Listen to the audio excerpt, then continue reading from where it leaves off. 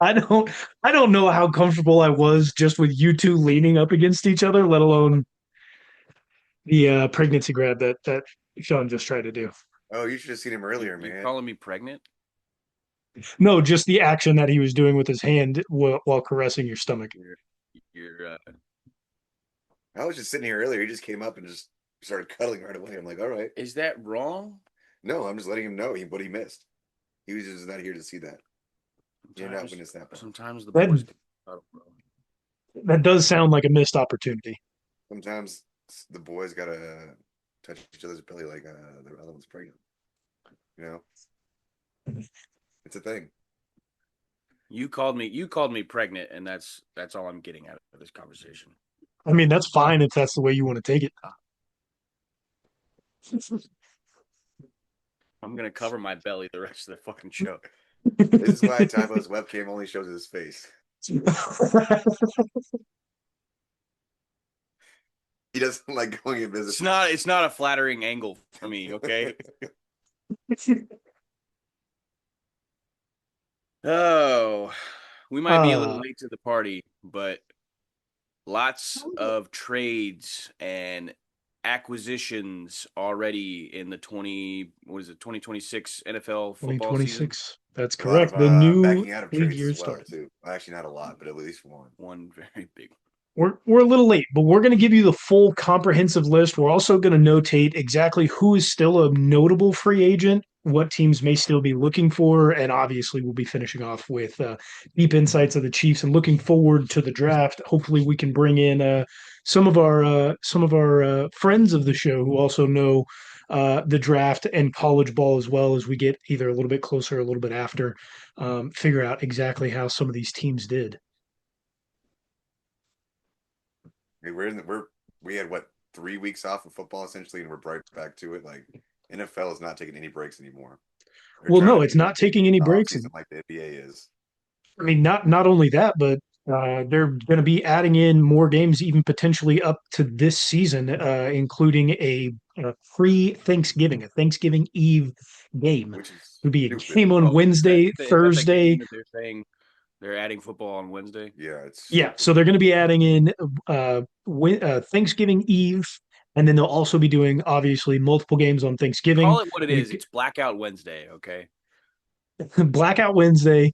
We've got multiple games on Thanksgiving Day. You've got multiple games on Black Friday. You've got no games on Saturday, and then the rest of the slate on Sunday. And obviously, the Sunday slate of games is going to be probably really bad, like it was this past year, just because they're going to be pushing Way all worse. the good games into the prime time So much games worse. Wednesday, Thursday, and Friday. We were a proper country one time and had all our football on Sundays. Don't forget Monday. Monday night. Monday night. Monday That happens, but night. we don't have it on Wednesday. Yeah, I Well, do also just want to say that the phrase legal tampering is like really it dumb.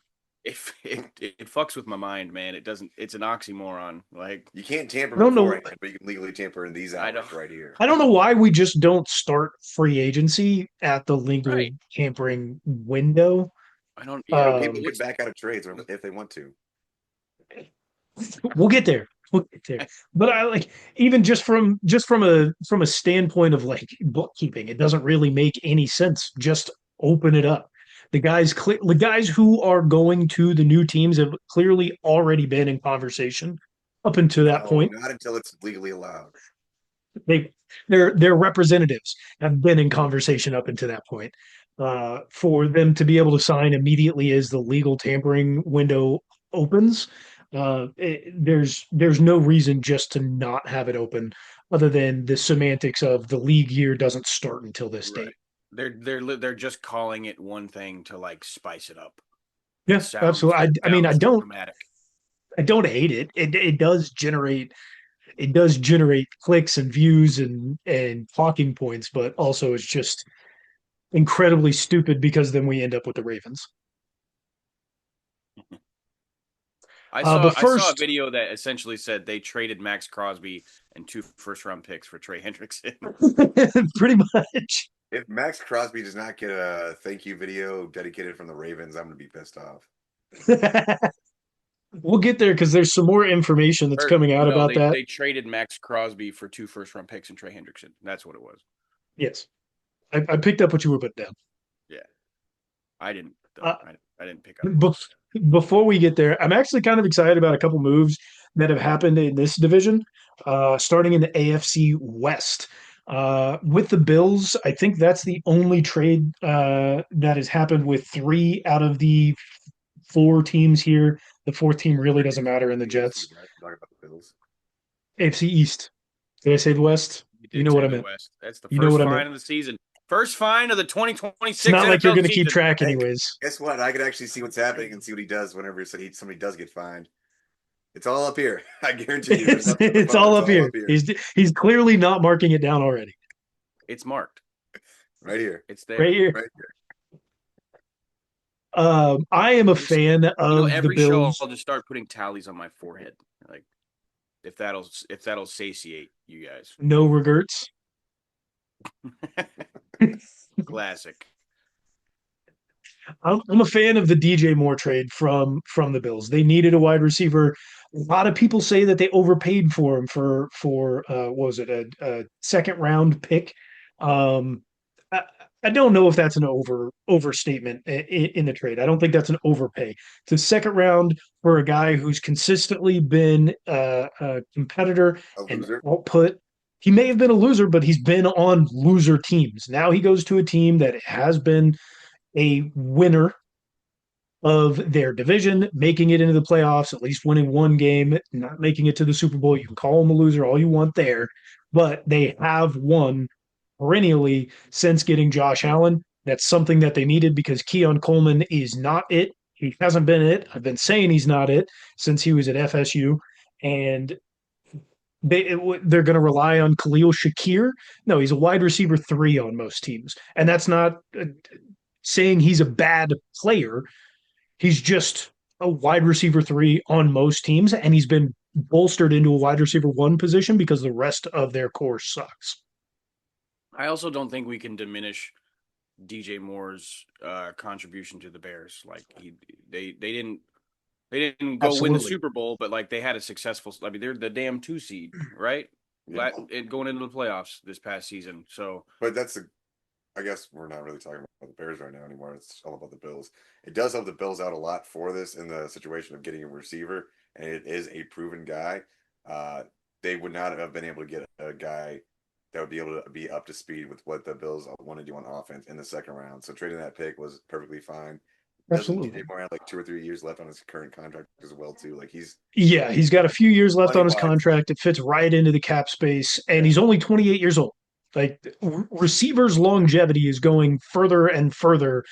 The closer we get to the timeline that we're in now. I mean, receivers used to not, outside of a handful of guys, go that long. Their longevity outside of the upper echelon wasn't great. Now we're getting receiver lifetimes and careers extending up to this point. So we could see him play until he's 34 and still be producing. Not with the Bills though. I didn't say on the Bills. I just said his age. Who else did they bring in? Not really any notable name at quarterback. Obviously, they've got Josh Allen, a former. They did the most Bills thing ever and signed an old pass rusher who's going to get hurt. Yeah, they did bring in Bradley Chubb. I was getting ready to go there. They also did the old thing in signing CJ GJ to a 1-year, $6 million deal. I was going to look at it. I don't think Bradley Chubb is that old. He's been in the league long enough. He has a history. He's 29. Huh? He is 29, and he does have that injury history with the Dolphins. Then again, it is also just the Dolphins. They took on a guy last year who had an injury history, who is still a free agent that's available at defensive end. Joey Bosa is still available. He played for a majority of last season. So sometimes you just have to get these guys out of where they were to kind of see what they could do as well. Sometimes they just need a change of scenery, maybe a change in athletic training staff.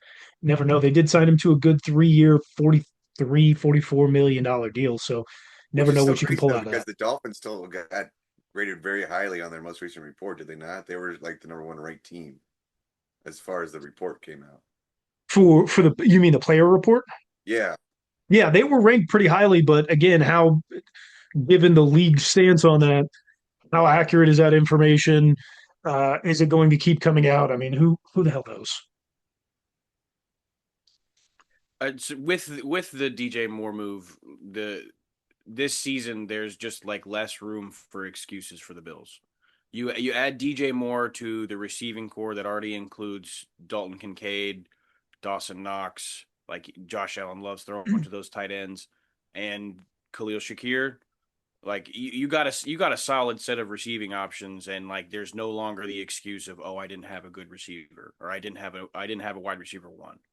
So Yeah, I mean, if they don't have a successful season, like there's not very much room for excuses, in my opinion. but here's the thing though: is would you consider DJ Moore a better receiver than Stephon Diggs was on the Bills? No, no. he's close, but I like Stephon Diggs while he was on the Bills is better than DJ. I don't even think You it's know close. exactly what you know exactly what you're getting out of the Bills offense now, because you have a receiver who was not as good as Stephon Diggs, and you know that you're not gonna be able to make the Super Bowl. I That's all a honestly bunch of don't think failures they for have the a better Bills. defense than they did either. They're aging. They haven't really replaced a lot of areas. Again, they bring in Bradley Chubb, who's very good, but injury prone. Their DBs are still pretty weak, especially after last year. I don't think that they even got better from this past season, which was already weak to the years prior. Um, the expectation for them, honestly, where do you go if you're a Bills fan? You didn't have Patrick Mahomes. You had a wide open AFC to the Super Bowl. You've got Josh Allen. You don't really have any injuries. Yes, Khalil Shakir is your wide receiver number one, but your defense stayed predominantly healthy, and you couldn't really do anything in the playoffs. I don't it like the expectation for Bills and Bills fans. Don't care if this makes you mad. Should not be Super Bowl or bust. Regardless of what you do, you can trade up and get the best receiver or whomever in the draft. Your expectations should not be for the Super Bowl until realistically you get the defense shored up, and that's going to take way more than what you have. Or that you should not think of the Super Bowl if you're a Bills fan until you actually beat Patrick Mahomes in the playoffs. That too. That too. Your aspiration Don't to make expect it us to not be there again. So, moving on through the AFC East, my second favorite quarterback signing, Malik Willis to the Dolphins. And I would have had Malik Willis as my second favorite quarterback signing, regardless of where he went, just because I want to see what Malik Willis can do as a starting quarterback. I enjoyed what I saw of him on the Packers last season. I think a lot of people did, which is why he was one of the most sought after quarterback signings. Well, that's the craziest thing is who would have thought that the Packers GM that left went to Miami, and then the Packers coach who left and is now coaching the Dolphins brought in a Packers quarterback. Who would have thought that would have happened? Not this guy. I didn't know that. I don't know what I've seen from Malik Willis over the years. I really like it clearly didn't start off well in Tennessee, but that's Tennessee. Nobody has played well in Tennessee. You get him into Green Bay, and like we have all clearly been in agreement that Jordan Love is not a good quarterback. Mid tier, upper mid tier at best, at absolute best, Mid-tier best, yeah. very mid tier. Malik Willis went in and did just as good of a job covering for Jordan Love while he was out. The offense was catered to him though at that point. Like he ran like a slightly they didn't have the same type of play calling as they did when Jordan Love was in there. No, definitely not. But he is also the backup quarterback, so they're not going to. That's what you do. You cater your playbook and your play style to the quarterback who's in. Miami, when Tua went down, catered to Skylar Thompson and the other 17 quarterbacks that were there. In Washington, when Jalen Daniels went down, they catered to Marcus Mariota. So on and so like that happens all the time. It's just what do you see when you're out there on the field? I think Malik Willis played just as good as And I Jordan think Love. this is the perfect contract for Malik Willis. Willis, if you're gonna give him a starting opportunity in the league, it's a I think 2 year this is a great contract. contract for both parties. Yeah, you can go ahead and see if he would be a future starter for you, or he is the perfect bridge quarterback to go ahead and lead you through these next 2 years. Yeah, He you look knows at that this deal.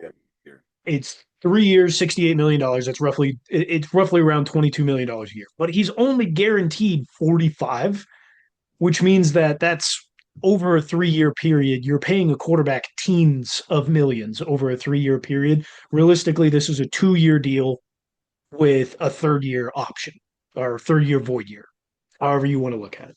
I think it's fantastic. They also go ahead and bring in Tutu Atwell, even though they've gotten rid of Tyreek. You still have Jalen Waddle. You do have Devin Achan at the running back position. They brought in Josh Uche, who former Chief, didn't really play that much. Had a fantastic season last year with the amount of pressure that he was able to put up. I think that's a solid replacement for Bradley Chubb, given Chubb's injury history.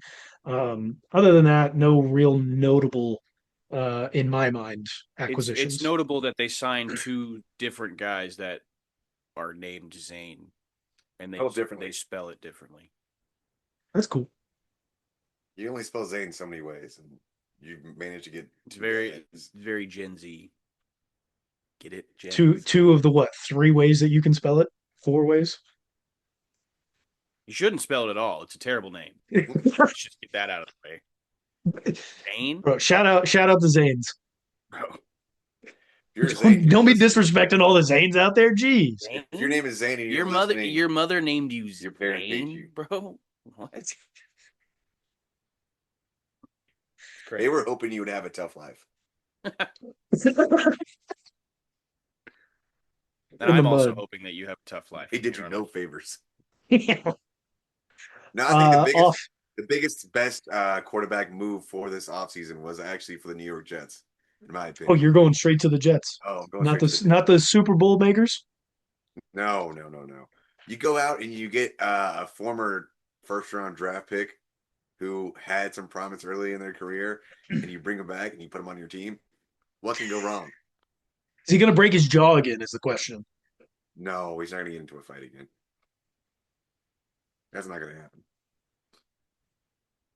He may get punched again, but he won't break his jaw. He knows how to handle that. From that story, we can just conclude that Geno Smith isn't that good of a guy. I mean, he's never been punched again. Maybe it was the other guy's fault. Invited to a charity event. In the league, like pretty much right after that, wasn't he? Invited to a charity event. Yes.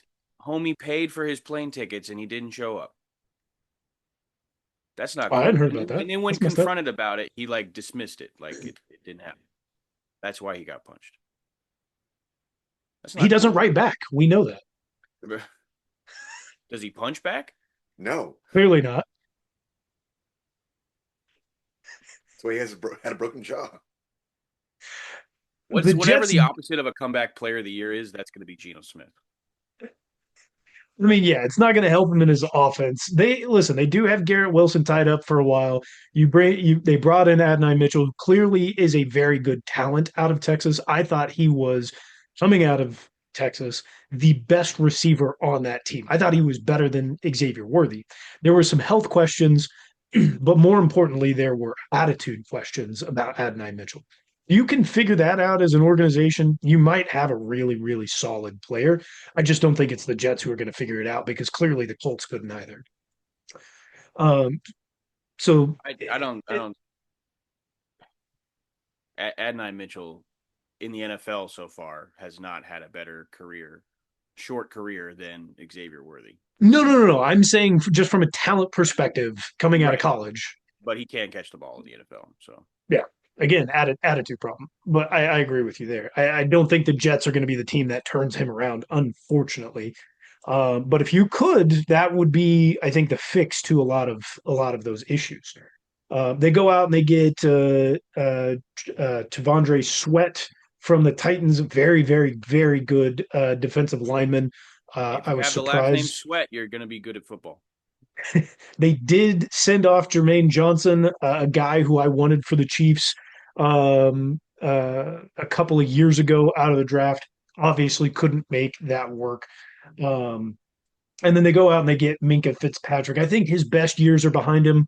They did give him a 3-year, $40 million extension. I think that's a little rich for one, a safety, two, a safety nearing his 30s, if not in Well, his you're forgetting 30s. the biggest thing though for the secondary for this team. Minka Fitzpatrick had 1 interception last year. They also ended up signing Nashawn Wright They with just need 5 one. They interceptions just need last one. year. They just need one. They just need one. So they're going to overpay for a guy who got 8 Got a interceptions. single interception.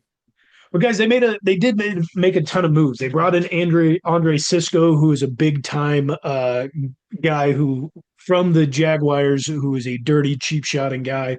That could give their defense maybe a little bit of grit in New York. Another I couple of mean, guys. Go ahead. Minka Fitzpatrick plus signing Demario Davis, I think, is two solid starting caliber veteran presences on that defense. Just helpful for a Yes. team that's struggling and probably is going to rely a lot on younger guys. But those two veteran presences are paramount in my opinion. I do like the Demario Davis pickup. I'm distraught by Joseph Osai going there and not being a Chief, really by any of the big name defensive ends that were available. Joseph Osai is very, very good. And that is a fantastic deal to get him to. And then signing that they made that I would have loved to have had either on a 1-year deal that he signed with the Jets or a multi-year deal. Kingsley Ingabare. Yeah. I am a big fan of him, especially with the short deal that he got. Would have brought him in on a 1-year prove it deal, could have gotten him on a multi-year extension. He's had some injuries here and there, but the talent that he puts out there far outweighs the injury issues that he's had. Ultimately, I think this is actually a really good job by the New York Jets, kind of Raider-esque in overhauling some of the big areas that they need. I think they do have the defensive-minded coach to get the job done. I just don't know if he's a head coach. I mean, the guy that was falling asleep at was it the combine? It's the combine. You're falling asleep on your couch watching that thing. That guy, it's honestly, it's Yeah, but more I'm not an impressive he NFL was head able to coach. fall asleep in the stands. Those uncomfortable chairs. It was actually a little bit more impressive. And so, other than bringing back Geno Smith, I do think a lot of these moves are positive, something you don't see a lot of out of a New York football organization. Positive things that look like they might actually be helping them. They're preparing for the 2027 draft. Honestly, they're just stacking up pieces so they can have some sort of relevance whenever they go ahead and try to tank for Arch Manning or another quarterback. But I was gonna come Yeah. around to say that like even some of the other Jets teams in recent history that we might have been like, oh, on paper, like they might have a decent roster. It just hasn't come to fruition in the season. So it's all for me and the Jets. It's always I won't believe it until I see it. So It's because we've never seen it. right. Let's finish off with the Super Bowl losers out of the AFC East here. Big signing for Elijah Vera Tucker on the offensive line. Very much needed for them. A very big player, veteran guy who will come They in. need him to play left tackle. Let's be honest. Yeah, hopefully that rookie can get it figured out. I think he's going to be Will Campbell's going to get it figured out. He's very good, has a solid mentality, but His arms aren't could long enough, man. He's too small. He needs to go could use like, some help. add on 50 pounds. Like go And he eat needs to in get the it off faster. season, bud. Needs to get faster too. The Romeo Dobbs pickup for them was very interesting. They are hurting at wide receiver. Obviously, Stephon Diggs isn't there, so that hinders them quite a bit. We don't I know. did a little bit of research into Yeah. separation stats a couple weeks ago. Like I was just getting into my own little rabbit hole primarily pissed off that the Chiefs receivers can't get separation, but Romeo Dobbs is actually up there at the top of the league at getting separation. So Shows he's got a bad quarterback or had a bad yeah, quarterback. he's a nice acquisition for sure. I was hoping that we could get him. Obviously, 4 for $70 is outside of the Chiefs' price range with the other needs that we have. But the Patriots got themselves a solid pickup there. I think they're still going to need a little bit of work at the receiver position. Um, I think the move that I am most jealous about here, and we did go and pick up a safety that I'm pretty happy about. I think this guy could have partnered with the guy that we picked up, Kevin Byard. Kevin Byard, 1 year deal for about $9 million. Pretty sad that we couldn't have gotten a deal around there done for Kevin Byard, especially a guy who's a ball hawk, can literally play every single defensive back position on the field and roll into a nickel as well. He's a big guy, can play the linebacker position. I think he fits the Spags defense really, really well. I think they got themselves a really good veteran pickup there. The only thing with him though is his age does not fit what the Chiefs do with the secondary. So Yeah, I fully get that. In the same vein, you still need a veteran, which we got. We'll get to that later on. I just think that could have rolled in with the amount of talent that we lost. I get he doesn't fit the mold, but sometimes you got to dive around the mold to make it work for the time being. Let's move on here. That was a long time in the East, boys. Goodness gracious. Sounds like we're excited for what comes out of the East. No, thank you. Let's get to the Bills, North. right, Ty Bob? A big Bills guy. Let's get to the AFC North here. We had a crazy storyline coming out of Baltimore.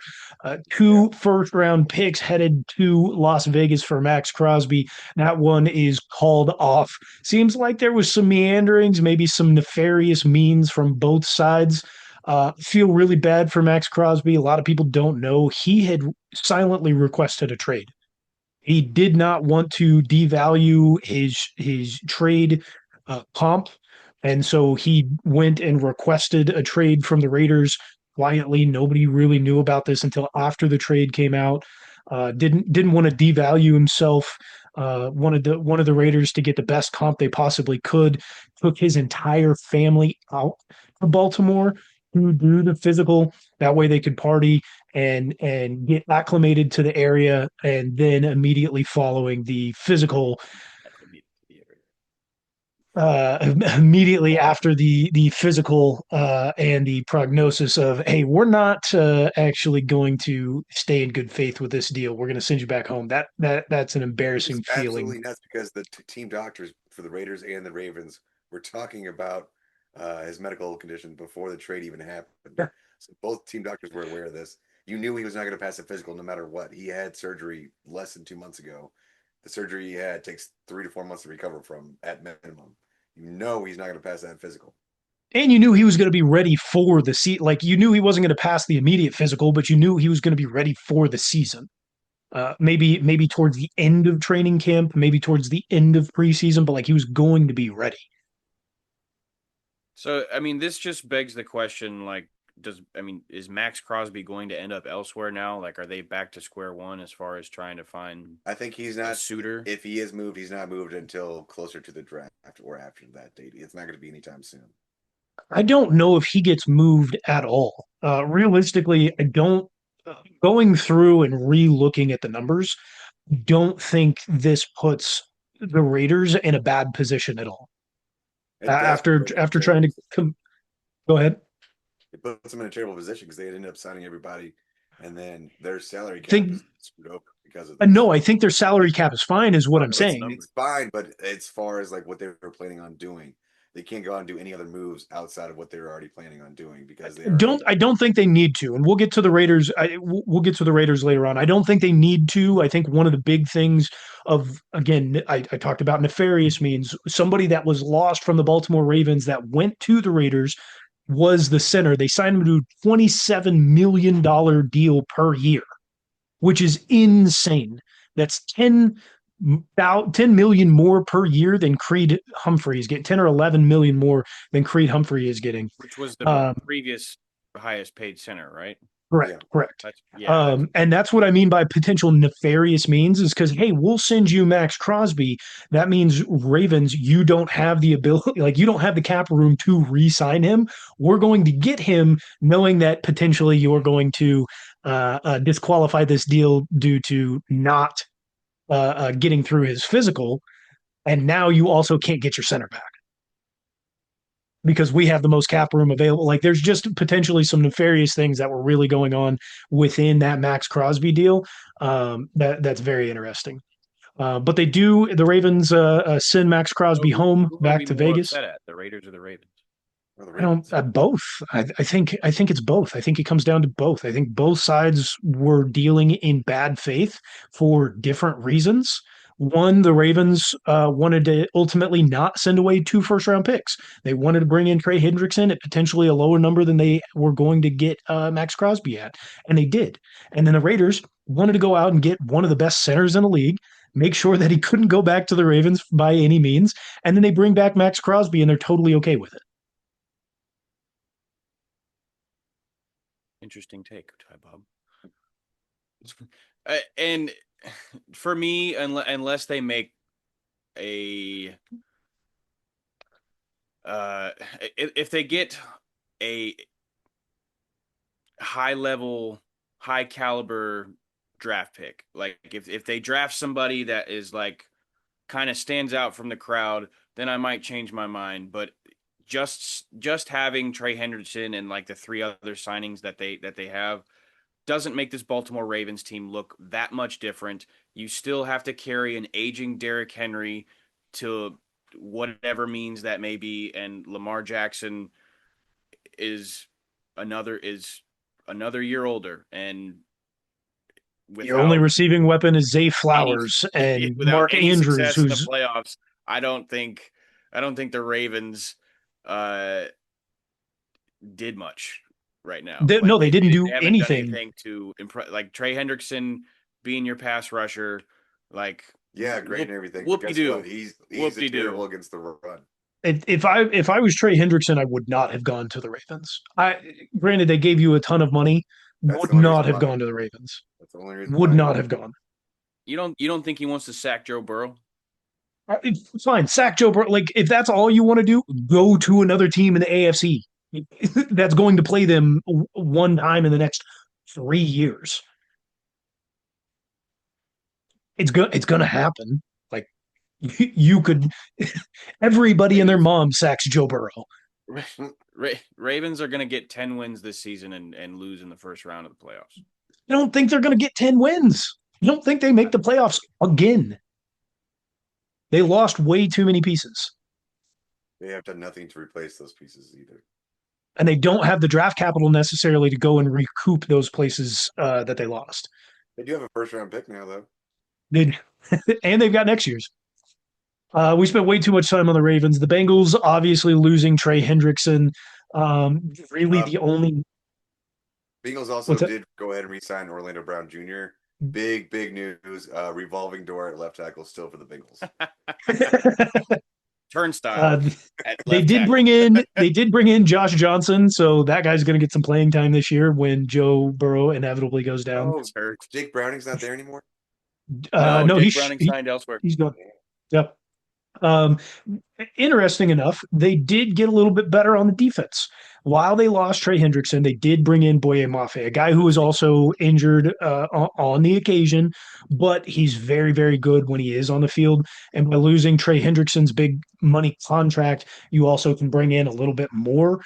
They brought in former Chief Brian Cook. Sad to see him go, but he goes back home to Cincinnati, where he will get some big playing time and be able to make himself a name out there. You can't ignore Jonathan Allen either. Losing Trey Hendrickson and bringing in those 2 pieces to try to fill that void, not a terrible move. But yeah, they need offensive line help, and if they don't get it in the draft, they're going to be in the same boat that they were in this past season. And They've every got high draft picks. I think the offensive line at the positions that they need is realistically attainable for them in their draft positions. Like I I don't think think they're gonna be that's smart enough to go ahead and get the right offensive lineman at those picks. that, They're going to either end they're up not with going to Bill be Campbell 2.0. either they're not going to be smart enough or their coaches aren't good enough to duplicate or to coach them up. Cleveland is an absolute shit show. They made a trade for a tackle, Titus Howard, from Right. Just say, didn't the they reload Texans. I don't recognize any names. Quincy Williams from the Jets is a guy I do know, but that's it. Yeah. That's it. Still though, They really didn't do anything else. they're going to be so much worse on all facets of football next year. Jim Schwartz was the commander of that whole entire defense. You decide not to hire him as head coach and screw him over, and he leaves because of the way you handled the whole entire coaching search and situation. You're gonna have another defensive guy coming in. I don't think he's gonna be able to get that same magic from that Browns defense coming up in this next year. Who came in as their head coach? I'm blanking on. Oh shit.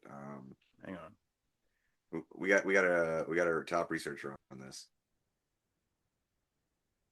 It's Todd Monken. Okay, Todd so Monken. yeah. So they've got themselves an inept head coach, an inept coach. Period. Not just a head coach, inept coach. Yeah, that offense is going to be really bad. Their number one wide receiver is Jerry Jeudy. We don't know if it's going to be the nasty man or Shadur that plays this season, or Dylan Gabriel, or Dylan Gabriel. Like it's a revolving door of literally every player at every position for them. That term. You can't bring it back up. I used it for every player, not just a specific position. It's an escalator at quarterback. It's a broken elevator. It's a merry-go-round. There we go. It's a ring around, but not a lot of merry going around. I think the best moves out of the AFC North is Pittsburgh. As far as brought in getting Rico Dowdle was amazing for them, but huge. Getting another receiver that's just going to be back shoulder throws. I don't know what you're doing with that. You're just going to dink and dunk down the entire field. I mean, they're both. I don't have a quarterback. Yeah, Howard. Well, him saying the back shoulder stuff is like he's thinking Aaron Rodgers is going to be throwing that. So Aaron Rodgers is not going back to Pittsburgh. I can guarantee you that. I don't know if he's going to be in the league.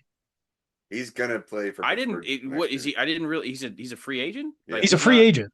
Oh, I didn't know that. Yeah, no, he only signed a 1-year deal to Pittsburgh. Like they should, if Pittsburgh's smart, if Monken's smart, which they're not, so they might re-sign him.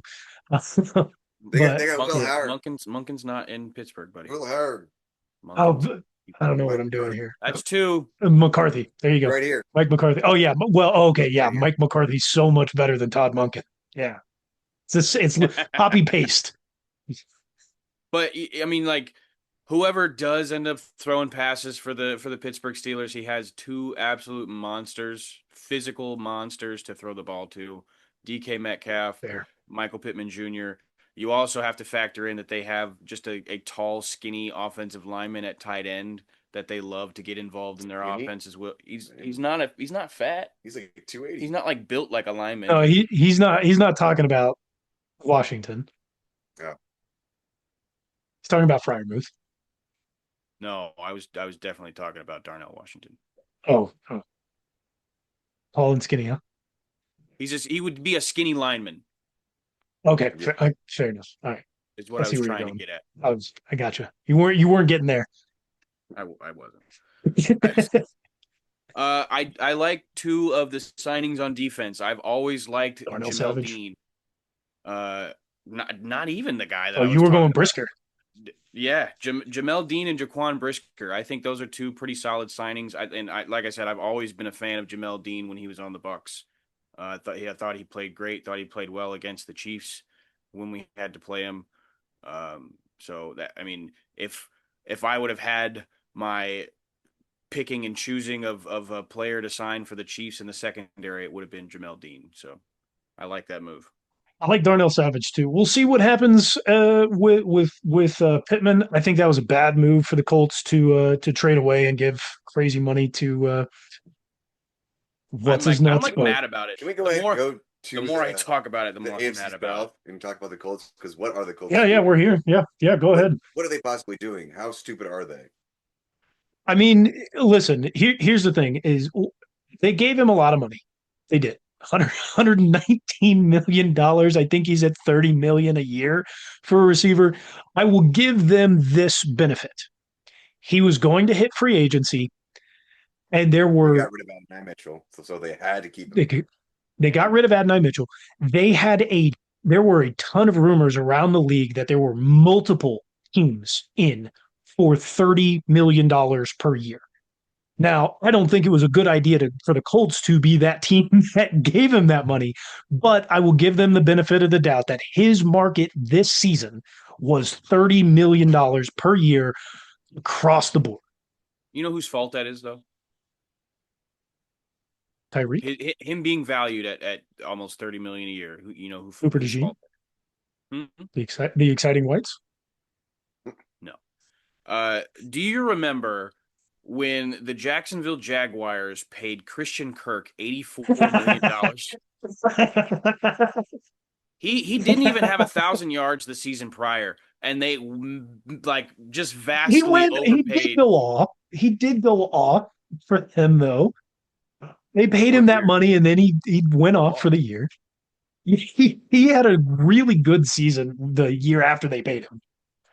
He's I he's not. It wasn't worth that money at the time, and he broke the wide receiver Yes. market. Agreed. Broke it. Agreed. He wasn't worth the money. Alec Pierce is now sitting right next to names like Jamar Chase and Justin Jefferson as far as how much money he's getting per year. And That makes sense. he operated. I mean, I understand the receiver core had their injury problems. The entire Colts team had injury problems. But when you're operating next to guys like Michael Pittman Jr. and Josh Downs, you're going to be open as a deep threat. Like, you're not going to get that much attention. And he had over 1,000 yards. He had 21 yards per catch, but he's not seeing that again, especially if he's going to be forced to be a number one wide receiver. He will never see 21 yards per catch again. No, probably not. And they really didn't do much else in their free agency. I'm looking at these names. The only one, Daniel Jones, for that 2-year contract extension, which is by far the stupidest thing I could possibly think they could do. Yeah, it wasn't bad money for a quarterback. That much money for Daniel Jones for 2 years coming off of torn ACL and torn Achilles. Why are you giving him that type of money coming off his? That's fair. 2 years, 80. I mean, it's $44 million per year. Which is still way too much for a guy coming off Achilles. Here's the other way to look at it. It's only $50 million guaranteed. If you're looking at it, it's only a $25 million per year deal. It's not the end of the world. Roughly one full season guaranteed with like 4 games another season. You're giving him $8 million for roughly 20 games. I agree with you. It's not ideal, but for the quarterback market, it's not a bad deal. The Colts are just so stupid. I don't know what they're doing. They need to get rid of Chris Ballard so bad. They've effectively done nothing else. They did get rid of Zaire Franklin, brought in Colby Wooden, albeit from the Packers. I'll be honest, I know his name, never really seen how good he is. I'm gonna chalk him up as a half decent player. The rest of them, obviously, Derek Nottie is horrible. We know him as Chiefs fans. We'll get him back for a 4th-round pick. Don't you put that on me. Compensatory 7th-round pick, maybe. Like, what are you, 4th-round pick? I'm just throwing something. I've been talking about overvaluing players all show right now. He was literally the worst-ranked defensive lineman Derek Nottie last season. Crazier shit has happened, man. Bite your tongue. Crazier shit has happened. Let's you know what, I'm excited by 2 others. Jacksonville realistically did nothing. They brought in Chris Rodriguez to be nothing. Nothing. Michelle Tutin's going to be their starting running back. Congratulations if you have him in Bilal, Dynasty, I whatever. be tooting my own horn. Okay, fine. no. I'm really excited for what Houston did. The whole thing around Joe Mixon is very, very weird. The rumors are that he shot himself in the foot last season. They wanted to keep him away because he's been having gun problems, whatever. They now bring in David Really Montgomery. my dynasty team because of that. They bring in David Montgomery from the Lions. I don't think they really gave up a whole lot for him. They did give up an offensive lineman, a fourth round and the seventh round. Fantastic. I think that works out for them very, very well. And I think the most importantly, that's going to benefit CJ Stroud. Something that he hasn't had since Joe Mixon went out injured was a run game. That's when he was most effective, was when he had a run game, something he could lean on and take some pressure off of himself. I think that works out for them very, very well. So my only issue with it is that like when the Texans offense was operating at its highest capacity, Joe Mixon was heavily involved as a pass catcher. CJ Stroud was checking the ball down to him a lot, and using him that way. And David Montgomery is not necessarily seen as that guy. So I think somebody else from the running back depth on that team is going to have to emerge as a pass catcher, to just like get the Texans back to where they need to be. But a solid run game is great. But I'm going chicken or the egg there. I'm going and here's the other comparison I'll give you because I yes, we did not see David Montgomery being the receiving back for the Lions because Jameer Gibbs was there. It's the same thing when you go and you look at a guy like Tyler Algier, who in his rookie season had over 1,000 yards rushing and had what, another 500 receiving. And then he didn't become the receiving back because Bijan Robinson was there. Like, I don't want to conflate because a lot of people are also saying that Tyler Algier is not a big playmaker and he's not a receiving back. I think those two things are factually incorrect based on what we saw him do pre Bijan Robinson. What we've seen David Montgomery do pre Jameer Gibbs is also be a big playmaker and be a very solid receiving back. So I don't want to. I think we're going to run into those same issues there by just saying because somebody else didn't get the opportunities because somebody else was so much better at that doesn't mean that they're bad or negligent in that area of their game. regardless, the best signing by the I was Texans. gonna say I love what the Texans did. This is maybe one of my favorite signings of the whole entire season was Reed Blankenship. Yeah, it's Reed. That Adding him An to that exciting defense white. is pretty unfair. yeah, you break apart the exciting whites. Well, let Now them it's let them just be exciting on their own. Let them yeah, be dude. exciting white. Don't Uh, cry because it or don't yeah. Don't don't cry cry because it's because over. it's Smile over. because of that. Smile because it happened. The Tennessee Titans, they're perpetually crying because they don't know what they're doing. Bro, they got busy, bro. They did get busy. Like I They said, very got much busy. like the Raiders. They bring in former Houston punter, former Chief punter, Tommy Townsend, solid punter in the league. They're going They to got need him because they're they going to be signed doing it a lot. three former Chiefs on this list here. They did. They brought in Josh Williams. That's a very interesting pickup. Good for him. Go get a bag, kid. And who else am I missing here? Malik Herring.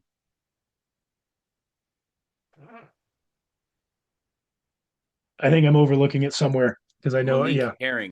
yeah. No, I know. I heard you. I was trying to look at my list as well. Malik Herring. Yeah, whatever. Cool. I was just saying, They talking about the previous Chiefs. Malik Herring. no. I get you. I was Josh just talking Williams, about talent Tommy wise. Townsend. Oh, They did bring in Wandale. Jermaine Johnson, that trade from the Jets.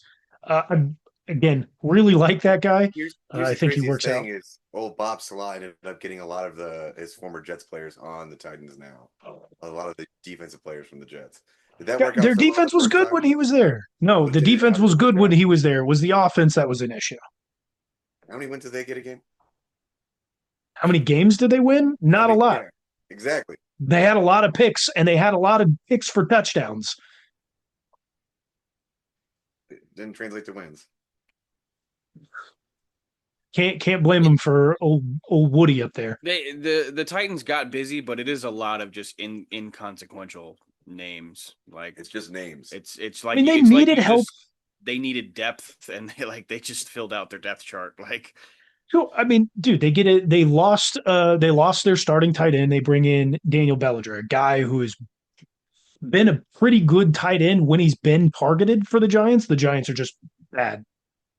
They brought in Wandale Robinson again, not a wide receiver one. Yeah, so here's the Probably other thing shouldn't as be a well wide too. receiver two. He's Brian probably going to Dable, be in that 2 or 3. old Ty Bob over there in Tennessee, he's like, hey, you know what'll work as well? Some players from the Giants because that worked out so well for me last time. I know this guy; he can work for us. What did he do with the Giants? Absolutely nothing. I think those are. I did again. He's not a wide receiver one. Probably not even a wide receiver two. But I think he fits into the mold that they're doing. Also, a veteran guy to help out their very young receivers that they brought in last year. All to the Um, tune of 2 wins this year. hey, Titans only got a few wins. What 2 wins last year? So hey, it's only up from here. With them letting go of L'Jarius Sneed, do we think there's a chance we see Sneed, Tyreek Hill come back on pretty non-expensive deals because of the injury history? If either of those two get signed by the Chiefs specifically, it will be post draft, closer to or during camp. Tyreek Hill won't come on a Tyreek vet won't come minimum, for the vet minimum. but Sneed might. Sneed definitely might. Either or both. It would be a post draft. Where do we have a need? Most Right. likely, even L'Jarius Sneed, due to the injuries and needing to be healthy.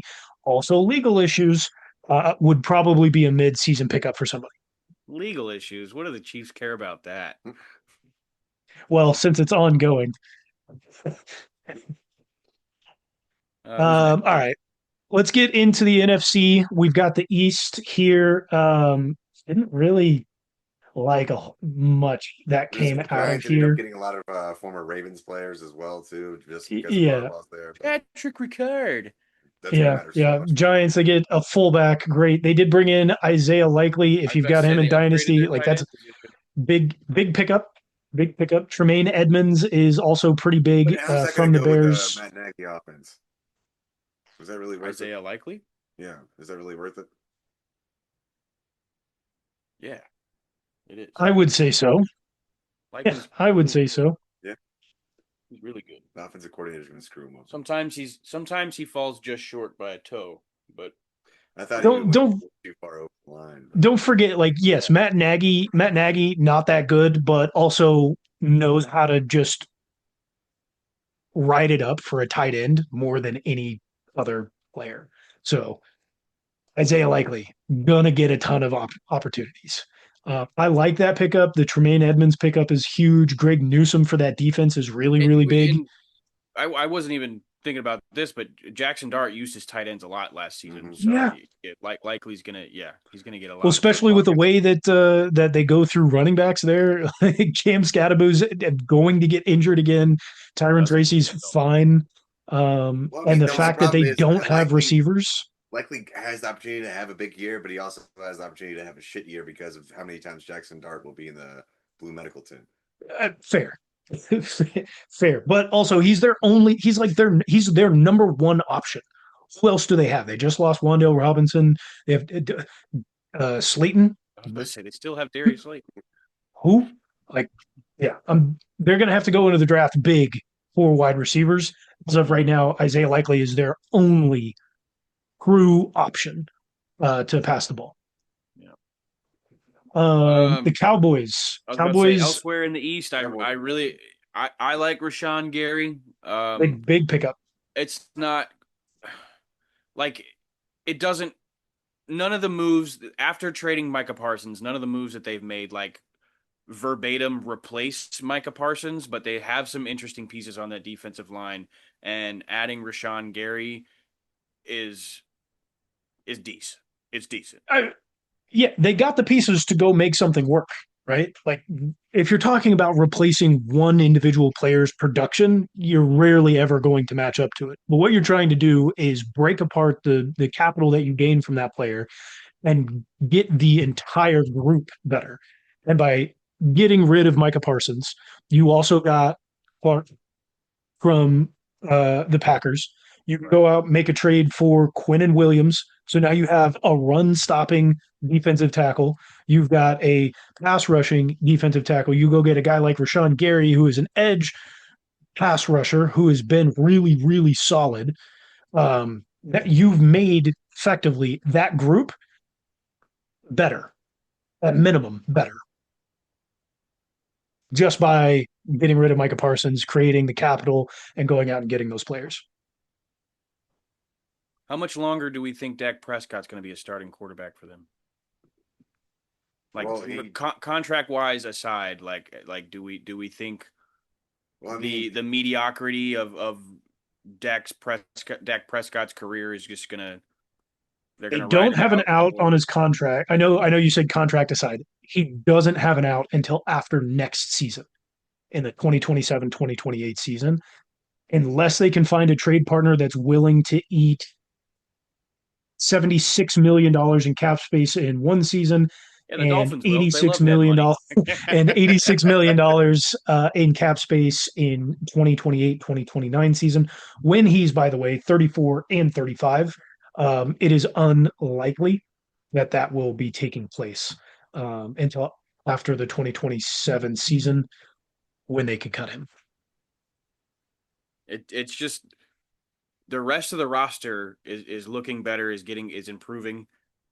I mean, you added George Pickens to the bunch last season, and things were fun on the offense in Dallas, but that's another thing they'll have to watch out for. They did franchise tag. Dak's getting older, bro. The rest of the roster is looking better, but Dak is, it's another year of just mediocrity. Like they also only franchise tagged. He also got very, very close to a ring and squandered that away as well too. So yeah. His playoff record isn't that much better than Lamar Jackson's. No, I was talking about his wife, or his soon-to-be wife. Not any longer. That was a funny story. Yeah, not any longer. We don't joint bachelorette party, and that's how crazy. It's the prenup that got him. Yeah, that's what got him. No, it was his infidelity. Okay, that's first time hearing that. She was like, "No, I'm not dealing with this." I'll tell you what's infidelity. Howie Roseman getting his hands on freaking Tariq Woolen, man. We knew, and Arnold Ebiketie. But we knew Tariq Woolen was out in Seattle. Two guys that I thought we were pretty confident that after winning the Super Bowl were not going to end up back in the Seahawks: Kenneth Walker and Tariq Woolen, and Kobe Bryant. Well, I wasn't guessing that one as much as Kenny was gone. You could see it at the parade, and Tariq Woolen with that taunting stuff. They weren't going to bring him back. So the fact that Howie Roseman brought him to the Eagles really pisses me off. Fucking Howie.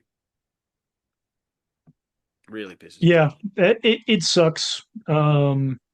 There's a reason also they only brought him in for a 1-year deal, and it is mainly incentive laden.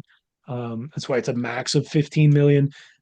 He, by the way, you guys probably know this, but for anybody who doesn't know, led the league not only by individuals, but also by teams by himself in taunting penalties. Yeah, well, that doesn't tell the full story there, because the numbers are he had 3 taunting penalties, and no other team had 3 taunting. Okay, but 3, that's it. That's a lot. Homie he's playing at an elite level, as at one of the hardest positions in football. If he taunts 3 times in one season, I don't care. I'm sorry, they let the referees let so much go, and they are told in the playoffs, do not throw taunting flags. They've discussed this. The referees are told, do not interfere with this specific one. And he decided to run down the entire sideline, looking every single person in the face. But I'm still like, he should have had 20 this year. I'm not. I'm not that. I don't have that much of an issue with it. So Fair. I think the NFL should be getting rid of taunting completely. There should be no They're taunting grown men penalty. getting paid to play football. Let them taunt. Absolutely. But in the same vein, if you have more than any other team, might need to look into We got a problem. it. The Washington Commanders to wrap up this division. They're literally just putting a contract in front of every single free agent, hoping anybody signs. Yeah, no, they brought in a tight end. They must not really like their tight ends. They also lost Zach Ertz, which he should hopefully be retiring. Adafe Owe, really sad to see him not be a Chief. They also went and got Chase on and Charles Omenihu. Charles Omenihu, I'm fine with. Chase on, I would have loved as a Chief. They got Leo as well. Oh yeah, they got Leo as well. They That's got who I would Amick love to Roberts, see as a Amit Chief. Robertson. They a freaking Chief. Man, Rashad White they brought in. I'm sad about the defensive pickups they got because we definitely could have used a couple of those guys. I don't know if this makes them better. I don't know if they didn't go out and get a single offensive lineman. You have They got the rid of their smallest center. quarterback in the NFL. How do you get rid of your center and not do anything to replace him? Maybe they're going to do it in the draft. I don't know. Maybe they're going to do it in the draft. I don't know. I don't know how you can say they didn't get better because they were so bad on defense last season. True. I'll Anybody give you that that. they signed, I think, would improve their defense. Especially I don't Owen. think that gets them a single additional win. I don't think it gets them a single additional win because the offensive line is so bad. You're going to continue getting your incredibly small, very young quarterback injured on a regular basis because of that. Yeah. I want to go ahead and move on to the NFC North here, Yeah. simply for the fact that I think you will not see a smaller looking person on your TV than with Kyler Murray on the Vikings. That purple is going to swallow that man whole. He's going to look so tiny. But in that purple. that's the best quarterback move in my opinion. That's my favorite quarterback move, and you were the one that brought it up on the show last season, even before him being a free agent. Like, we knew he was going to land on the Vikings.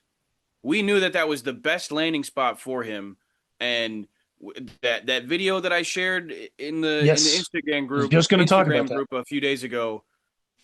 Kyler Murray, by some metrics, was playing well on a bad team, and then you go to the Vikings.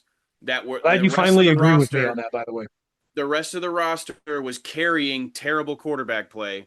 So Kyler Murray on the Vikings sounds like a match made in heaven. Kyler Murray, comeback player of the year next year. I'm really glad you guys are agreeing with me now that that Kyler Murray isn't as bad as what was out there because the team around him was horrid. I don't want him. I wouldn't want him to be my quarterback. If I was leading a franchise, I wouldn't be. We also had Patrick Mahomes. I'm just telling you, it's quite possibly just like a match made in heaven. Like and it works out perfectly because circumstances. if you're a Vikings fan, you do not want 9 at quarterback next year. And this is exactly what's going to happen because you're right, Sean. You don't only not want 9 to be your quarterback next year. You never want him to be your quarterback again because he's not good. Everybody told you he wasn't going to be good. Everybody who needed a quarterback let him fall because they knew he wasn't going to be good because he was carried by an amazing team. Give JJ McCarthy a chance. It's like, no. I've seen it. I don't want it. I don't want it anymore. I've seen it. Kyler Murray with this team is here's the negative that's going to happen with it. He's going to be carried, and then they're going to sign him to a long-term deal. Because they realize that they messed up not signing Sam Darnold to a contract. Like, oh, we're going to do it, Kyler. Yeah, no, they're going to go, hey, you got us to – it's going to happen inevitably. The Vikings are going to make the playoffs. You're going to get at minimum 3 teams out of the – barring any – just looking at it on paper right now, you're going to get 3 teams minimum from the NFC North in the playoffs. The Vikings being one of them, and then they're going to give him an extraordinary contract for what Kyler Murray is. He's a tiny man. He's gonna look tinier in purple. Tiny, tiny man. Who else? Who else from How here far is does he have to look up at Justin Jefferson?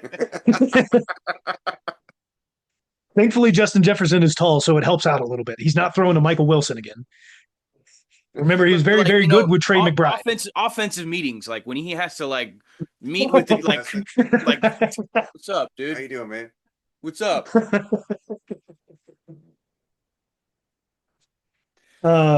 Let's move through the rest of these really quickly. In the North, I'm not crazy about what the Packers did. They got in Zaire Franklin.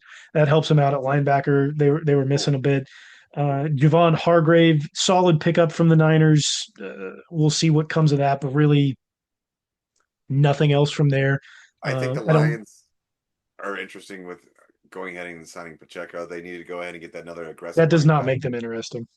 No. No, as far as like, do they really think that Pacheco can do what Montgomery did? I think They have Jahmyr Gibbs. Gibbs is going to be the premier running back next year, no matter what. Premier is an understatement, but like Pacheco seems a little too excited about like his press conferences and stuff like that. Like he seems like he thinks he's gonna be like a split backfield with Jahmyr Gibbs. Yeah, he thinks he's taking the David Montgomery profile, and he's not. He's not.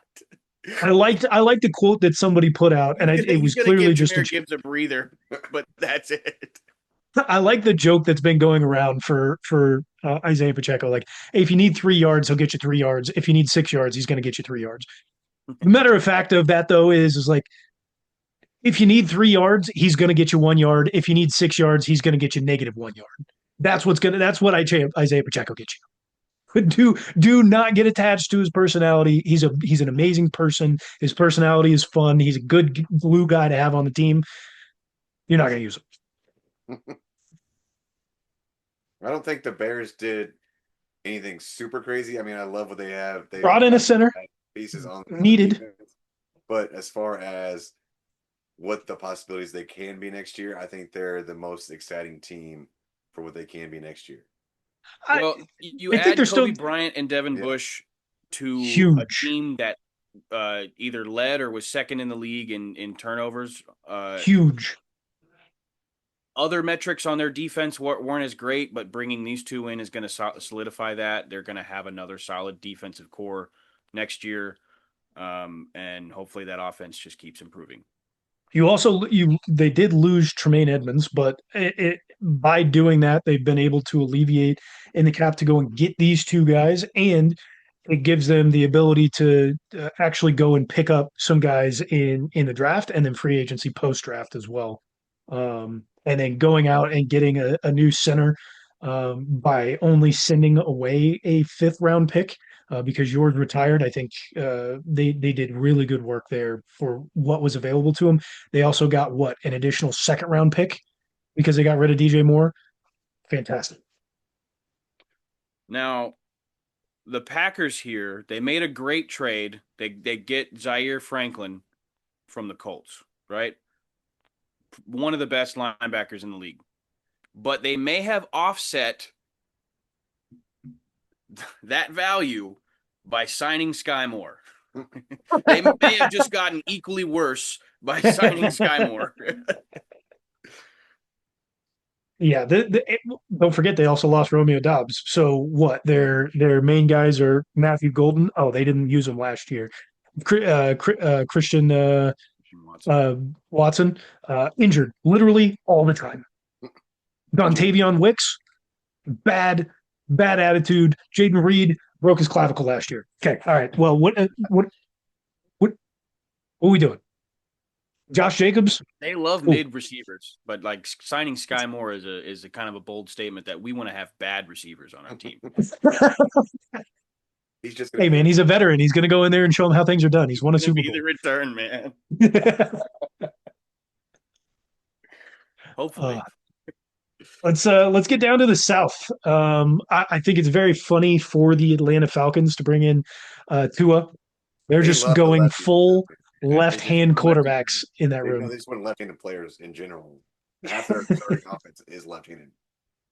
Makes no sense. Their center, both quarterbacks, Drake London, Bijan Robinson. Like, stop it. Bijan's a lefty? Yeah, Yeah. stop it. Get some help. They did bring in a potential guy to be their tight end number one, Austin Hooper. Kyle Pitts, 5 I, touchdowns this year. Whoa, oh, yeah, I'm sorry. Yeah, Kyle Pitts has done so much. He's done so much. He's gotten one more touchdown each year he's been in the league. Yeah, and this is his last year with the Falcons. Guess what, though? we'll take him. I'll take 12. Kyle Pitts. Absolutely. Make Kyle Pitts a chief. You're 12. He's going to go off. The Falcons literally haven't done anything that I'm looking at. It's a lot of 1 and 2 year deals. I like Jahan Dotson, but I like Jahan Dotson. Jahan Dotson doesn't like playing. he doesn't like football apparently. I like what the Panthers went ahead and did on defense as well too. Nothing flashy, but they actually had to go get some guys for something that they need to go ahead and address for their team. Jalen Phillips, I think that is the worst free agent deal done this season. The worst. Yeah, take that, Sean. I'm not saying I don't like the contract. I like them going out and getting him. That's where I'll agree with you. I love them bringing in Devin Lloyd. Fantastic. Probably the best move out of any team this offseason. The worst move is Jalen Phillips, 4 for 120. Yeah, that's way too much. Way too much for a guy who doesn't play. If they can keep him healthy, then he could possibly be productive. He's been on didn't play much with the Eagles. Did absolutely nothing in Miami, minus a game here or there. 4 years, 120. I guess it's just because he's young, but I think that's the worst deal done in the NFL this year. I do like them bringing in John Mechie III, another guy who's got an insane high ceiling as far as talent goes. Hasn't been able to show it either, one due to the cancer in his rookie year, and then just being overshadowed by individual top level elite players.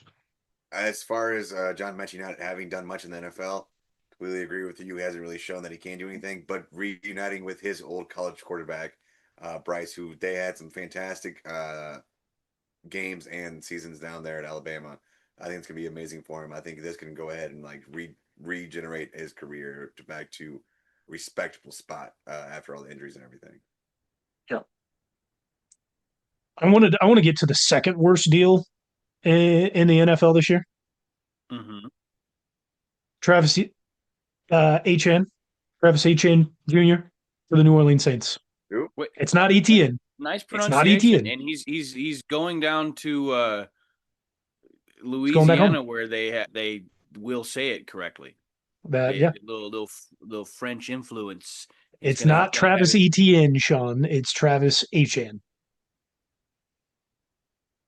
You have to like sling it together. Say the ETI part real fast. Etienne. Etienne. I was like, what?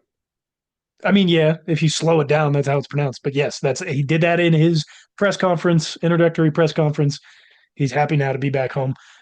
Not same way with Jalen. Like, it could work out. He could be very productive. He is clearly a very good running back. At 27 years old, you gave him how much money? And this is his first year. Really good question, because it's not in this little list thing. It is not in that list. 4 years, $52 million. Yeah, way too much. Way too much for a running back. Give him a lot of guaranteed money. You don't know if he can perform outside of not playing with Trevor Lawrence either. He has not shown you that he can play without Trevor Lawrence. And he doesn't. I mean, gotten on the Tyler Shuck train because of what he's done out of the field, off the field. He's very exciting, but I still don't know if he's that good of a quarterback. He's going to be great. He's taking the Saints to the playoffs next year. Saints have also done nothing else outside of this. Noah Fant and a guy I've never heard of in Caden Ellis. They've done nothing because they have no cap room because they're still in cap hell. The same theme with the Buccaneers. They have a small amount of inconsequential moves. The best name that they brought in is Alex Anzalone, but Yep. not any difference makers, I would say, in their signings. Don't Al Qaedin Muhammad was very, very good for the Lions. He was not in a starter role. He was a backup, but he is a guy who can come in on third down and put pressure on the quarterback and get you what you need. He can also, if you want your premier pass rusher in there on third down, he can go in and in between downs and really get some pressure in. I think that was a solid deal as well, just for needing depth at that position. But really, they were kind of set everywhere else. They just kind of need to get injuries figured out. To the NFC West. Yes. Let's go ahead Former and Chief. talk about, I think, the best team after what they did in the offseason so far. The Rams. Like, they're clearly by far and away the best team in the NFC. What they did. They shored up the one piece, Yeah, they just spot needed the that Chiefs secondary. Yeah, the one spot that they struggled with the most. Thank you for that haul, Los Angeles. I'll take that all day long for McDuff. Yeah, I mean, we know we don't pay guys in the secondary here in Kansas City. Especially not $31 million a year. Would have loved to have kept Trent, but not for that. Not even close. Well, you got to be happy for him. He's back home. Yeah.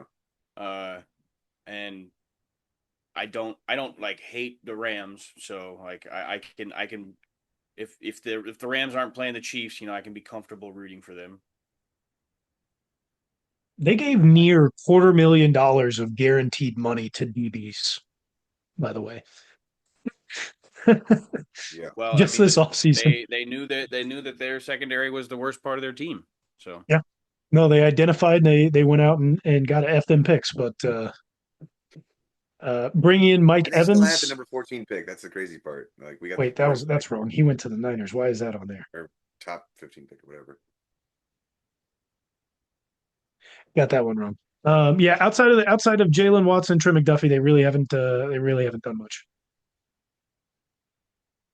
They don't need much outside of that. Well, this whole division, I think, has like the least amount of moves. The Cardinals did the most signing free agents, but because they believe in their man Gardner Minshew as their starting quarterback. The Seahawks haven't added anybody new. They've only re-signed players. They've lost. Yes. Holy shit. Lost a lot of people. They are. After you win what happens, but at the same time, that's what happens when you're getting ready to sell the team right after winning the Super Bowl too. Like, yes. Yeah, that and well, I mean, the other thing is they didn't win it with young guys. No. To be completely, they did not win it with young guys. They won it with guys who are either on the very late portion of their rookie deals or didn't have that many years left on the contract anyways. It was not a young group, which is very good for them to go out and get that done. But that's what happens when you don't plan accordingly. We do have to ask the question about Mike Evans playing in San Francisco. Oh, how is that electrical substation going to affect the man? Does he play? Does he even play? They moved their practice field already. They moved their practice field literally the day after the Super Bowl. They moved their practice field. It's no longer near the electrical substation. What will be interesting is to see. Sounds like something I'm supposed to loot in Arc Raiders. Yes. We'll see if the injuries get better for them. Guys. Sorry, Ty Bob. Sorry. No, you're good. I just want to see if the injuries get better for them. This would be a good would be a good litmus test, right? It'd be a very good litmus test. They have, like damn near half the roster is over 35. Yeah. So like well, everybody's cartilage is already damaged who's on that team. So what you'll have to do is we're going to have to wait for a new generation of an entire team to come in. Yeah. So it's going to be a few years, but it will be interesting to see if maybe injuries decrease during that time period.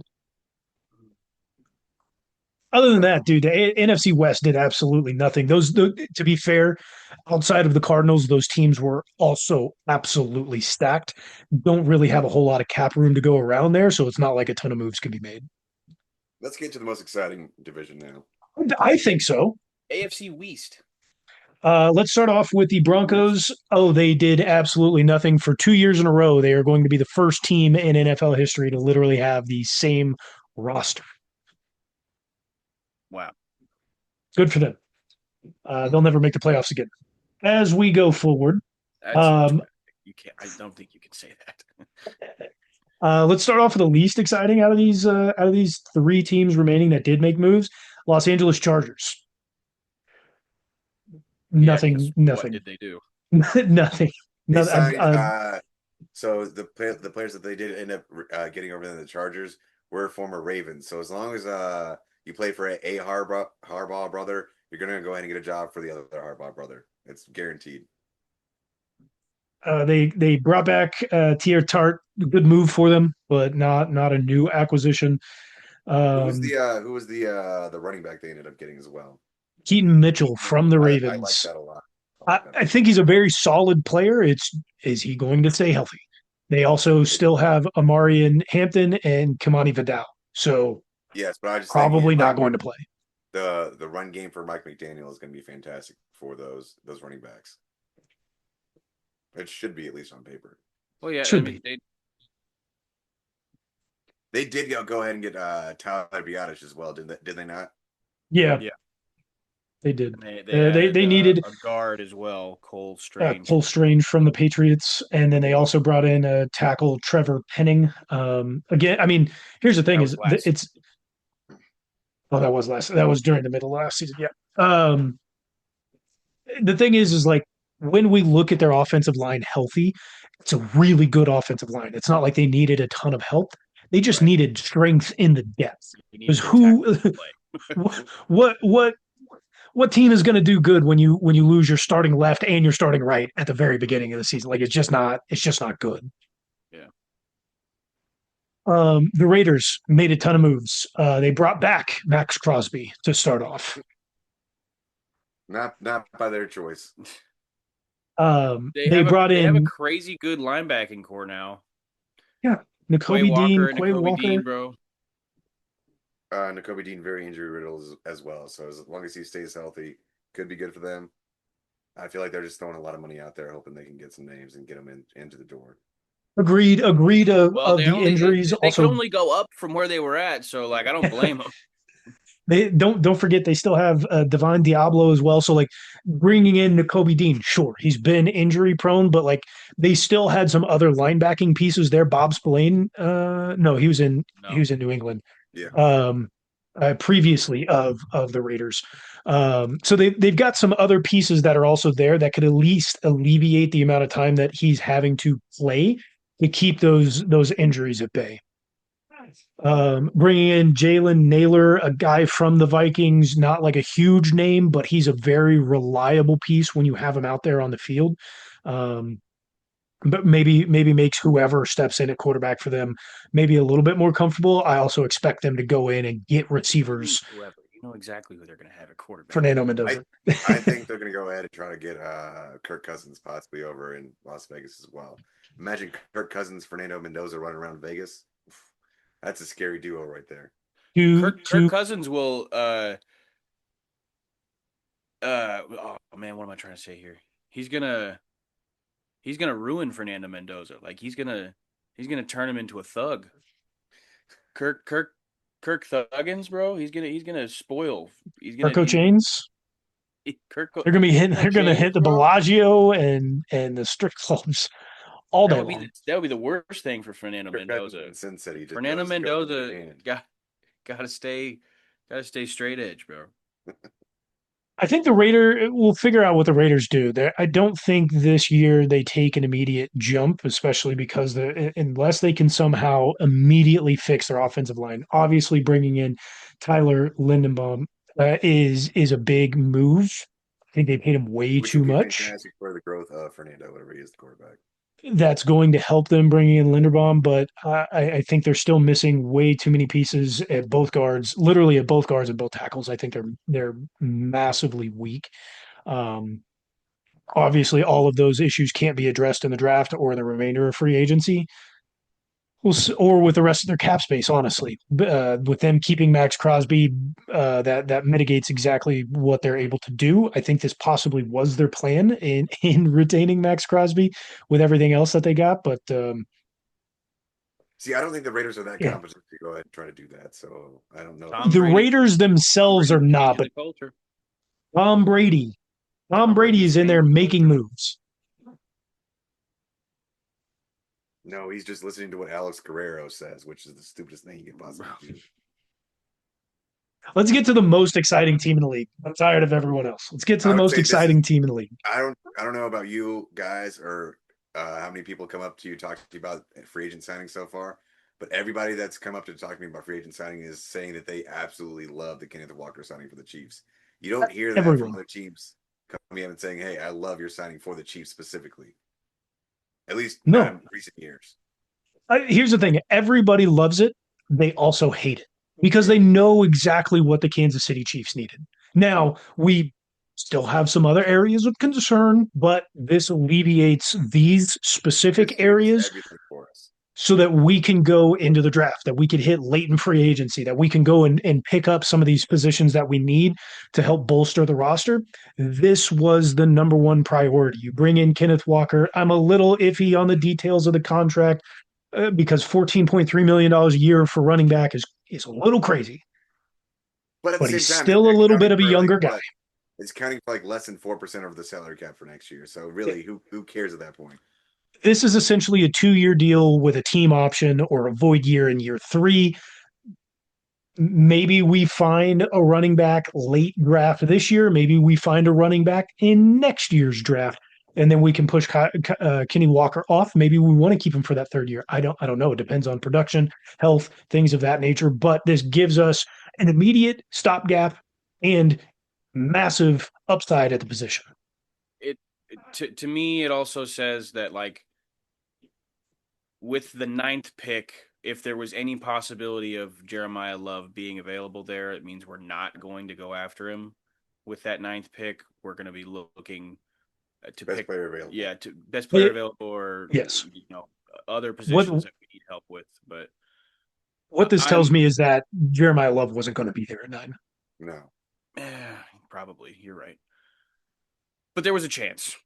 There was a slim chance. We're not big on that chance. We got to go ahead and make that move. I will say, like, I am I'm a little skeptical. What I think may happen and what I don't want to happen is that the Chiefs get so excited that they actually have a competent running back that they run the brakes off the man.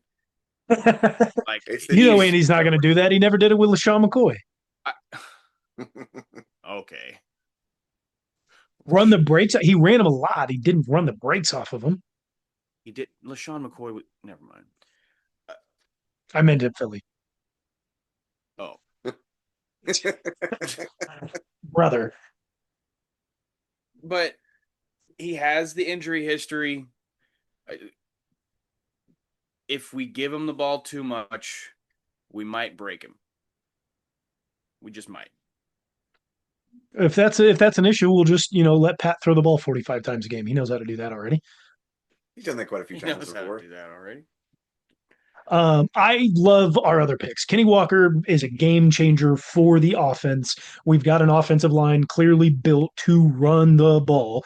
And I think he is a really, really solid pass catcher. A lot of people are overlooking that in his game, saying that it's not that good. Those people are factually incorrect, and they need to go check themselves into an insane asylum. He was one of the better pass catching backs last season. Has been his entire career. I don't know what the home run play ability player back in our offense. Yes. And it opens up the pass game because now somebody has to actually respect the run. It's going to make the offense so much better. Well, let's jump to the other side of the ball. Yeah. Let's jump over to the other side of the ball. We addressed interior defensive line. And here's what Khyiris Tonga means for the Kansas City Chiefs. Number one, it is a guy who can eat space. He is not a pass rusher. Do not expect him to go back and sack the quarterback. Unless he's left one-on-one, then he does have the capabilities to do so. But he is a space eater. He is a guy who will take up 2, 3 guys, stuff the run, let everybody else rush the passer. He would essentially This- play the Vanguard role in either Overwatch or Marvel Rivals if he were a character. He's the tank. He's a tank.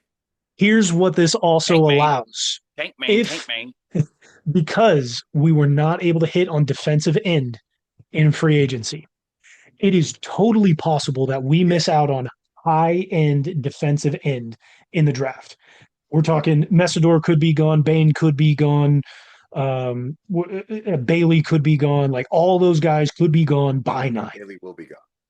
If all of them are gone by 9, then we must have to go for either corner or receiver, whichever is better, potentially at 9, or move back. This move specifically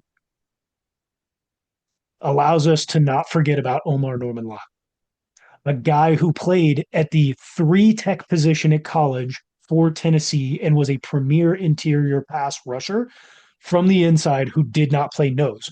Frisk Jones does not like to play the nose. He likes to play the 3, which means that Omar Norman Lott has to go and play the 1 or the nose. And he had to put on 30 additional pounds. It's what made him injured this year. His body could not handle the 30 additional pounds. That's why he tore a meniscus or whatever, his ACL, whatever he tore in his knee. In the offseason, he now gets to go lose that 30 pounds. He's got a wide wingspan. He's very fast around the edge. He's now the edge guy. He's now the edge guy that plays on the outside, either next to Chris Jones or next to Tonga, while George Karlaftis plays on the other side. Defensive line gets that much better, and we can develop FAU or another lower tier defensive end that we can grab in the draft. Don't kid yourself. We're not going to develop FAU. FAU. It's too late for developing him.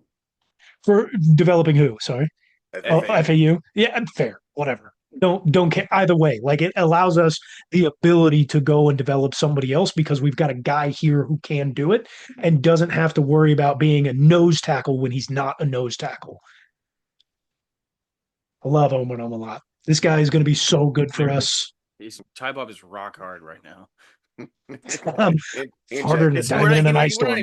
We're not even talking about a signing or a trade. He's Hand talking check. about coming back from injury on our team. Hand check. That's the best thing about this offseason is Omar Norman Lott. No, I think the one shock signing was the safety for us. I'm drawing a blank. Alohi Gilman. I just didn't want to say it wrong. Love You're that welcome. because his coverage grade is fantastic. I think that's gonna be a huge addition. We get a veteran safety in the room for us now. It's one piece. Part of the secondary replacing Brian Cook, right? Like we need safety. Well, we need secondary help now, but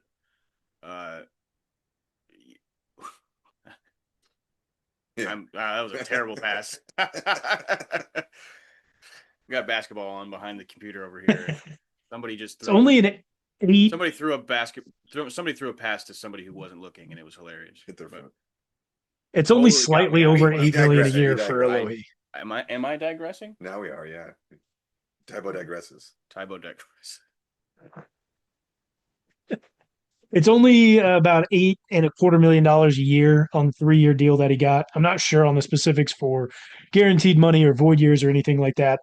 I've watched him play us on a regular basis in Los Angeles. I've seen him play as basically the backup in Baltimore. He's very good wherever he goes. He's amazing in coverage. He can realistically play any of the positions that we need him to, whether it's free safety, strong safety, or slot corner. I don't really think he's great on the outside. He's really good in zone coverage back there over the top, quick, and can diagnose plays very, very quickly. Not afraid to tackle either. So making up for Brian Cook leaving, I'm very happy with Alohi Gilman. That's what I was trying to say when I got distracted by that awful pass. Peter Tohu, do you guys know anything about this guy? He a corner from Miami, got injured last year, comes here as a free agent, really small deal. Previous years looked like he was having fantastic times in the NFL, but with the injury history from last year being out the whole entire year, it kind of sucked. Don't know if he's gonna be the same player that he was once before, but numbers wise and everything that I've seen for him previously was he was a pretty decent player, and he can go ahead and be a good piece to have on our team. Yeah, because we Nice. need the depth. Fun name, Yeah. Absolutely. cool looking name, Gator Kohum. and you say it funny. So We still have some very significant needs for the Kansas City Chiefs. Receiver is one. We need to find our next tight end for Travis Kelce. I don't believe Noah Gray is it. Jared Wiley hasn't been able to beat out Noah Gray, so much lower on him. We don't know that. We need we need another one. I would be okay with trading back in round one if the defensive ends aren't there, and Would you picking not be up interested in going staying there and picking Carnell Tate if he's available? With the track record of recent OSU receivers and how good they have become in the NFL. if Carnell Tate is there, I'm fine with it. If Carnell Tate is not there, here's why I'm not okay with it. I am a really, really, really big fan of uh who's it? Omar Cooper out of Indiana. Amari Cooper, yeah. No, Omar. Omar. Junior. Omar Norman Cooper. Lott. I'm also a really big fan of Chris Brazel out of Tennessee, 6'5", runs a 4.37, put up 200, almost 200 yards on Georgia this year on the head. So I like him a lot. I think we can pick up one of those two guys around 29. So I'd be okay waiting to pick them up at the 29 spot. But if the defensive ends aren't available and Tate isn't available at that 9 spot, I'd be okay with us trading back, getting a little bit more pieces for where we need them, and picking up Sadiq tight ends. Can you Sadiq? You think he would be worth it? What do we got to lose? Like, as far as like, Giddy stutter. do you think he's going to be taken in the first round no matter what? No, he's going in the first round. He's going to be a mid first round draft pick. He's going. But it would be stupid to go and try to pick him up at 9. It would be incredibly dumb to pick him up at 9 because there's still incredible value. Trade back, get a mid-teens pick up Sadiq, and then at 29, pick up Omar Cooper or Chris Brazel. I like it. Notable free agents that we've got going on right now. Quarterbacks, Kirk Cousins, Aaron Rodgers are still available. Aaron Rodgers potentially back to Pittsburgh. I think that'd be a dumb move for him. I think he just needs to retire. Is there who needs a quarterback right now? Is it possible that these guys stay free agents until maybe a little bit into the season when maybe another quarterback gets injured? Aaron Rodgers, no way. He's going to either retire or get out. I was about to say, I don't think Aaron Rodgers wants to wait around for that. Rodgers would be more of a. I can see that. I can see that happening with Kirk. But yeah. Rodgers may do that to the situation wherever he's going to say he's going to go and retire until somebody does get hurt. He's going to be like, all right, I can come back and play for you guys. Sure. He's not going to wait until the season and be like, I'm going to go ahead and sign somewhere now. Kirk, like I said earlier, I can see him going to Las Vegas and going ahead and being that bridge quarterback for them. He's not going to get a starting job. He's going to have to be a bridge quarterback somewhere and help mentor the next quarterback coming up. Receiver, two big names, one name that people should probably respect a little bit more. I think you would agree with this sentiment, Sean. Stephon Diggs, Deebo Samuel, and then Juwan Jennings. I would be a very, very happy guy. I'd be a very happy guy if Juwan Jennings was a Kansas City Chief. I'll be completely honest. For the right price. I think he would step in as our number one receiver day one. I don't want that. Deebo Samuel's a free agent? Deebo Samuel is a free agent. I'll recheck Alec this. Pierce $30 million, bro. God, the I will. Let me confirm on him being a free agent or not. I don't think he is a free agent. Yeah, no, confirmed. He did. He only had the 1 year in Washington. Stephon Diggs, I'd also be really happy with in Kansas City for the right price. For the right price. Listen, we need a number one. Rasheed Rice is not doing it. But Travis Kelsey maybe can't be the guess number what? one We option. actually have a competent wide receiver coach now, so anything can happen. That's fair. It's also fair. We were lacking at wide receiver coach. Um, I would be also happy with either one of these defensive ends. Could we bring them in? Joey Bosa and Hassan Reddick are both still free agents.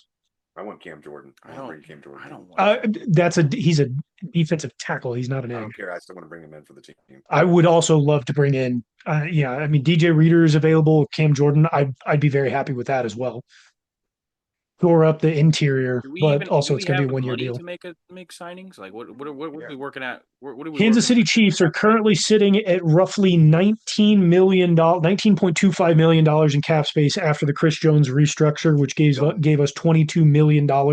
There's still the capability to go now 10 million of that with the addition of pick 29 will take 10 mil in cap space for the rookies. So we're left with 9.25-ish million dollars. I think there's a couple areas in which we could carve out some cap space and be able to go get maybe one more person, if not two, depending on the deals.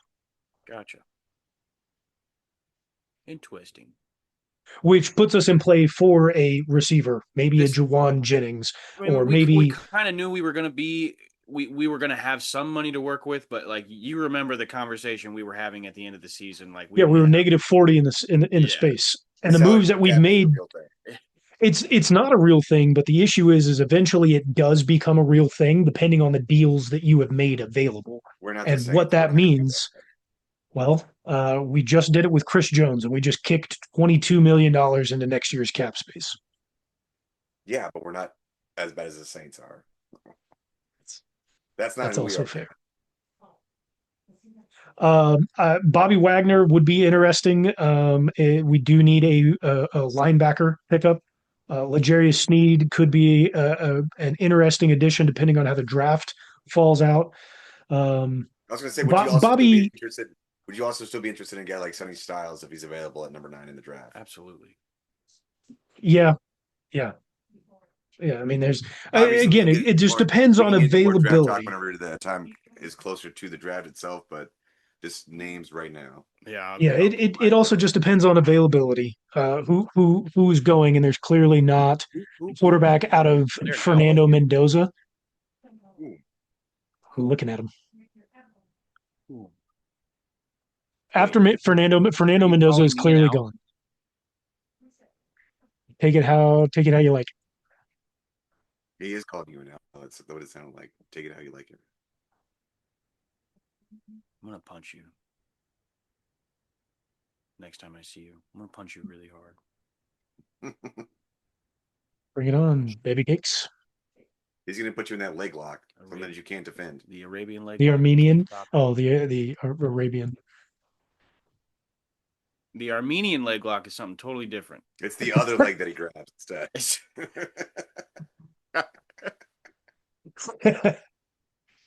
I think there's some moves that the Chiefs can make. I'm interested to see what sort of cap space can be made because there are rumors about additional cuts or contracts being able to be moved around. Don't really know what that looks like. I've done some looking into the contracts that the Chiefs have. I don't see move being able to be made around, but be interesting. We'll be back in the Super Bowl. You heard it here first, folks. You heard it here. We'll be back when we get around the draft time. Hopefully, we'll bring in some friends of the show, figure out what's going on, see if we'll be at 9. It's not even guaranteed. But make sure I don't you. think we'll know about that until the draft is actually happening. We're almost up to pick. Like we're not going to trade that. But it would kind of suck for the first time. Well, not the first time, but so the first time in Mahomes era. Yeah, first time in the Mahomes era having a top 10 pick where it would suck to trade out of it. But it would suck to trade out of it, but value is far more important. I think there's still some really good value. Like I said, Omar Cooper and Chris Brazzell are guys that are not going to go into the teens. They probably could even be day 2 guys. And I still think they'd be wide receiver number 1s immediately. I mean, with We- that new wide receiver coach, anything can happen. We need one of those. We do need one of those. One of those things. Wide receiver one. That would help out a lot. Listen, make sure you stay tuned. We're not going to be consistent. It's the off season. We're consistently inconsistent. So make sure you stay tuned. Turn on the notification bell. Ty Bob also has a baby. I have and another one coming. So Another one coming. so He's got Don't- Irish twins. not quite, but close. They're pretty much Irish twins. Close. Pretty much. Hopefully the Chiefs will be twinning with back-to-back Super Bowl appearances this upcoming year and the year following. Because we've got No, Super Bowl one of the wins, league's best not running Bears backs. Wins. Till next time. Go Chiefs. Go Chiefs! Chiefs.